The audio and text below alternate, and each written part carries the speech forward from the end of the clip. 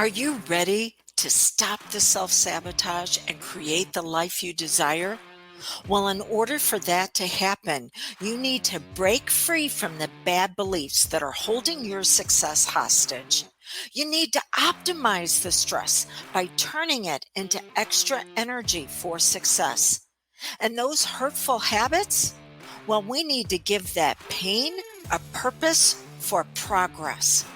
Welcome to Stop the Self-Sabotage and Create the Life You Desire podcast. Emotional anorexia. You may not be familiar with the term, but I can pretty much guarantee you've had somebody do it to you.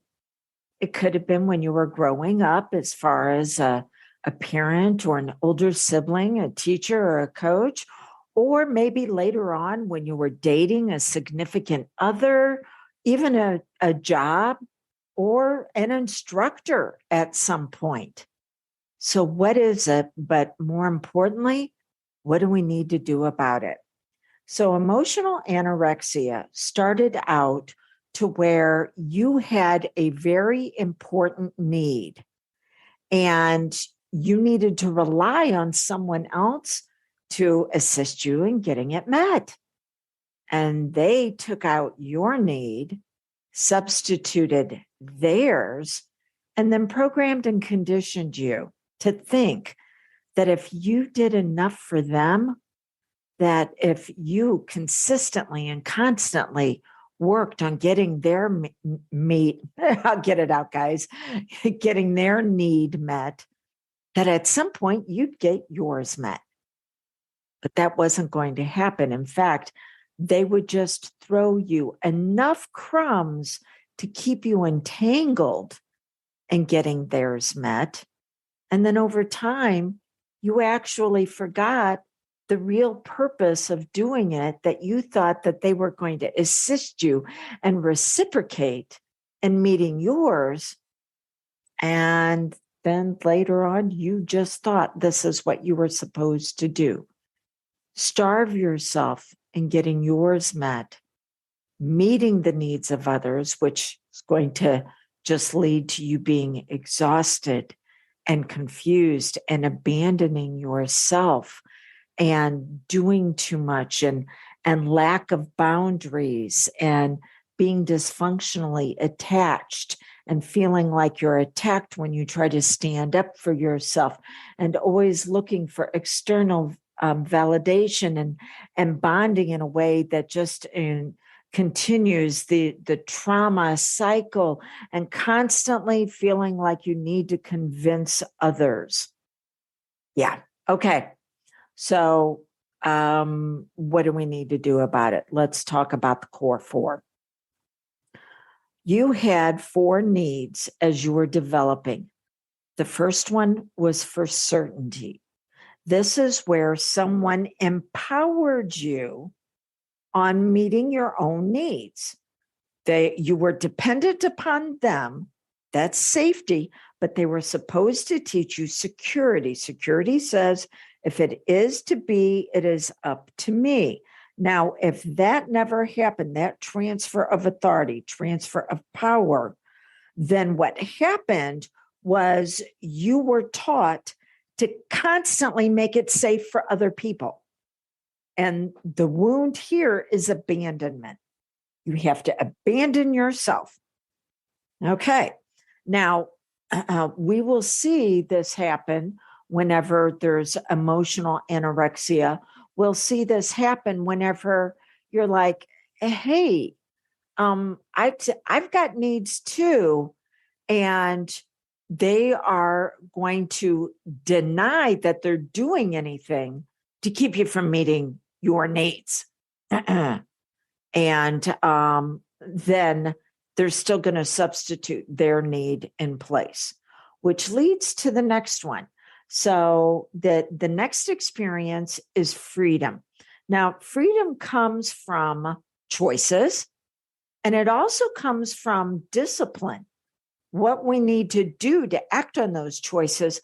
And that is built on the level below it that I just talked about, where there needed to be transfer of authority and transfer of power, actually learning what it is that needs to happen, knowing that there's failure that's going to take place, but that's okay, that you've got a support system that's going to help you as you fail forward.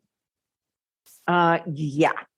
Well, if the emotional anorexia continues to expand, what's going to happen at this level is rejection. They're going to reject what you're doing. A lot of crisis, chaos, confusion. As soon as somebody comes into my life and they bring a lot of confusion, oh, I know that there is emotional anorexia that took place.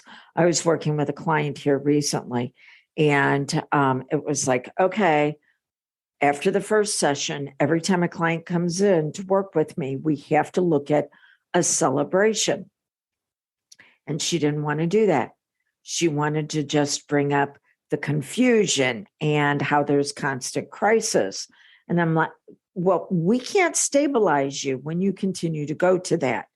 And I know that's what somebody taught you to do, but you're here to do better.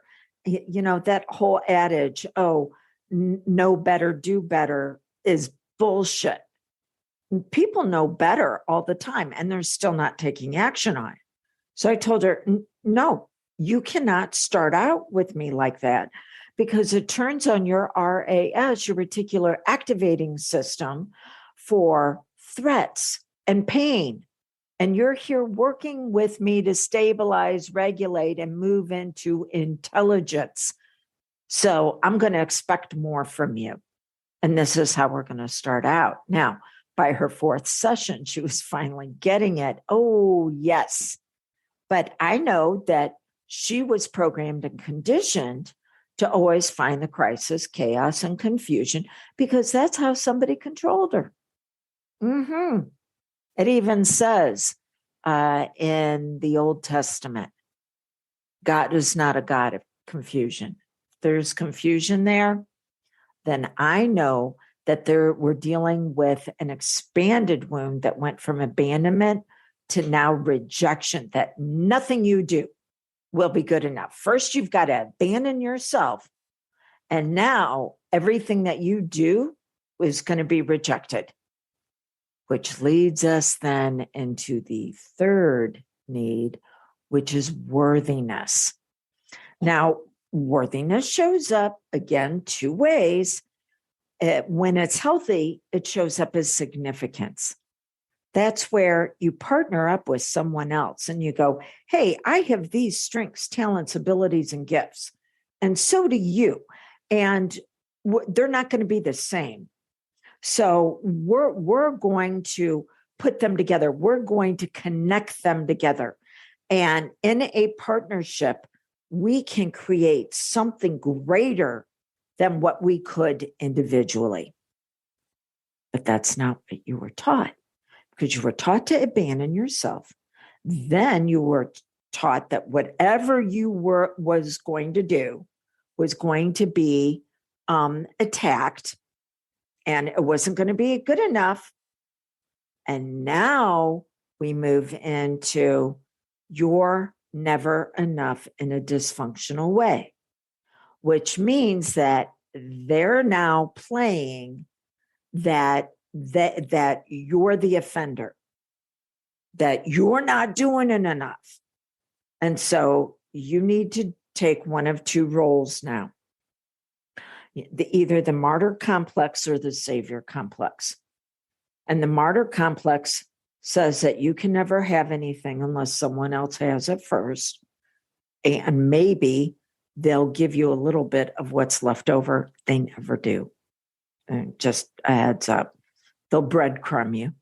They'll every once in a while throw you a few crumbs that keeps you in a dysfunctional state of hope, fantasy hope that things are going to change. And it never does. So you either martyr or it's the savior complex. And when you're dealing with the savior complex, You will constantly find yourself having to take actions to save other people, which is different than martyr. Martyr says, what do I need to give up for them to be in my life? Savior says that they can't do it without you. Now, you may find that you bounce between the two of those, but notice nowhere is there, hey, they're bringing their strengths, their talents, their abilities, their gifts. Oh, no, nothing, nada. You're having to step up and fill that void. And not for your need about what's phenomenal about you. It's you making it all about them, what's phenomenal about them. And you can bring it out. You know you can. And you're starving to death in the meantime. Oh, but there's one more level. And it's the level of love. Love is what you wanted all along. But you were taught to connect, not through love, but through people being a hot mess. And now they're the victim, and you're never going to be able to do enough. By the way, all of this can lay dormant for years, sometimes decades. And then all of a sudden you find yourself in a relationship, maybe with a boss, maybe with a new friend, and bam, it gets triggered. And when the subconscious does one thing in one area of your life, it will seek it to do it in all areas. And typically after about 3 months, you're wondering where in the heck your quality of life went. Or it could be that you've been stuck in this cycle for years, again, because you were programmed and conditioned to do it. So let me just give you some of the things that are symptoms of it.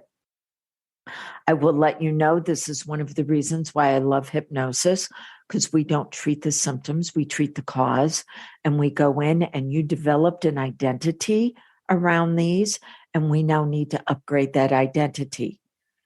So you were taught to receive attention instead of affection, attachment instead of connection, enabling instead of support. And that's a big one, because you're making it happen for others. Who's making it safe for you to experience it for yourself?